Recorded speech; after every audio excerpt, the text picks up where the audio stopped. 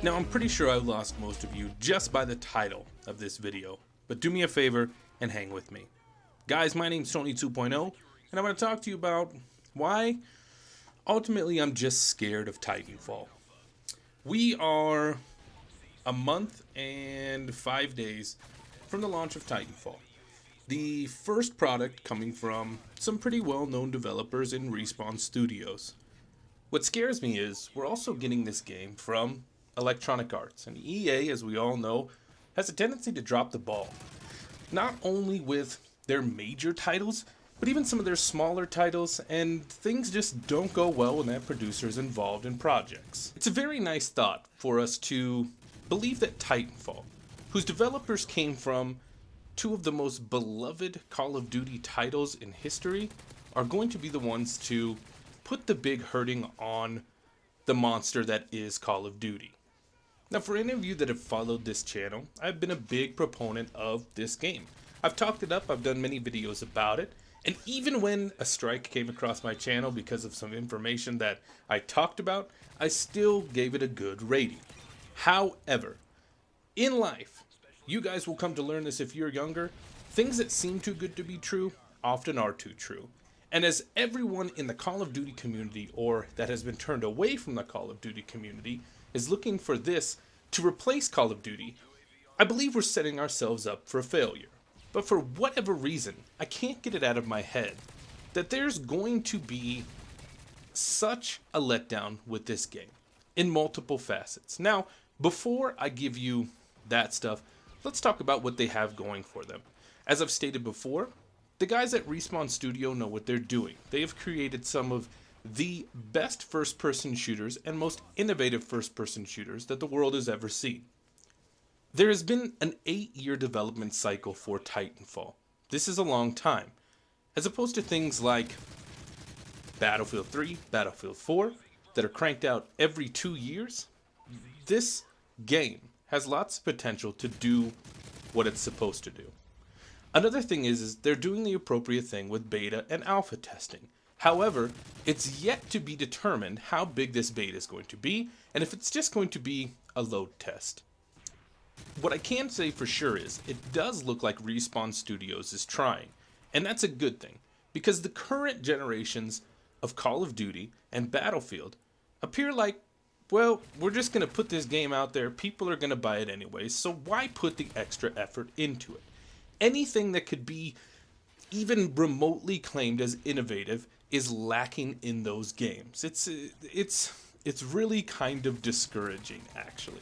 As someone who played Call of Duty for a decade, Call of Duty Ghosts was the first game that I chose not to buy.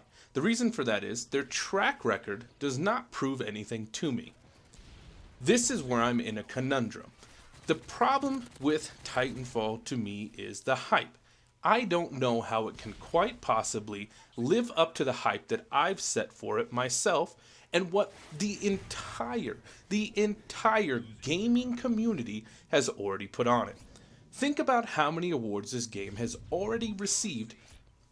3 months before it was even released, it was being called Game of the Year, Best Development of the Year. It's something that I don't think realistically, if we go into the game believing that this is what the game's going to be, that it's going to be successful.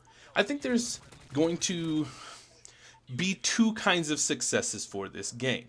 Really, the main one to me is, how long am I going to play it? This game will undoubtedly be a success monetary-wise. They are getting into the market at a time where the FPS genre is in a lull, and sales are ripe for somebody to jump in the middle of the rotation and pick up that extra revenue. Development cycle aside, there's a few other things that TitanFall has done well. One, they've already came out and addressed with their public, their following, and their fans that there's going to be no microtransactions. However, in response to that, they decided to come out and already say that there's a launch for DLC. To the gamers, what that means is you're selling us a game that's completed already, that you're going to give us extra content for you've already created. Charge us more money. To me, that's what is killing the Call of Duty community. Your DLC of garbage that we really don't want or need when you could just give it to us for free. The main issue is, I don't think that Titanfall can live up to the expectations that everyone around the communities have already put onto it, and therefore, it's setting itself up for failure. There's another big thing. I think the FPS genre in general has been done to death, and people are just sick of the game. It doesn't matter how good Titanfall is. I think its shelf life is going to be very small in comparison to other games in the genre, just because of how overplayed that is. With all of that in mind, the final nail in the coffin for me is the fact that with a little more than a month to go, we really don't know anything about this game. There's not enough out there that tells me, hey, this game's worth your $60 purchase. And to me, buying a $60 game right now with the way that Steam works and the way that developers function, all of the indie game scene, everything like that, it just doesn't make sense to spend $60 on one title if there's even a chance that it's going to disappoint me. I want to know what you guys think. Please leave those comments down below. Subscribe if you're new. Click like, share. All of that stuff really helps these little channels like me out. I appreciate everyone's support, and I want to know what you think. So leave those comments, and we'll talk soon. Peace.